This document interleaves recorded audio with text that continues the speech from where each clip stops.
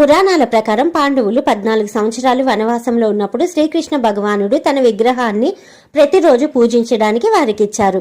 అలా విగ్రహ రూపంలో వెలిశారు ఈ శ్రీకృష్ణుడు. మనుషులకు ఆకలి వేయడం సహజం, మరి దేవుడికి ఆకలి వేస్తుందంటే వింతే కదండి. శ్రీకృష్ణుని ఆలయం కేరళలోని కొట్టాయం జిల్లాలోని తిరువరప్పు ప్రాంతంలో ఉంది. ఈ ఆలయంలో ప్రతిష్ఠించిన శ్రీకృష్ణుడి విగ్రహం ఆకలిని అస్సలు తట్టుకోలేదండి. కనుక ఇది ఒక అద్భుతమైన దేవాలయం అంటుంటారు. 1500 ఏళ్ల చరిత్ర కలిగిన ఈ ఆలయంలో శ్రీకృష్ణుడికి 10 సార్లు నైవేద్యాన్ని పెడుతుంటారు. ప్లేట్లో ఉంచిన ప్రసాదం క్రమంగా తగ్గుముఖం పడుతుందని భక్తులు చెబుతుంటారండి.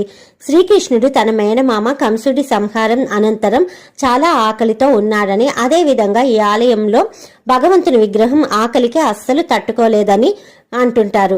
స్వామివారికి నైవేద్యం పెట్టడంలో కొంచెం ఆలస్యమైన విగ్రహం స్వయంగా దానంతట అదే సన్నబడడం ప్రారంభమవుతుందంటండి. ఇలాంటి ఆశ్చర్యాన్ని కలిగించే ఇలాంటి మహిమగల ఆలయాలు మరెన్నో ఉన్నాయండి.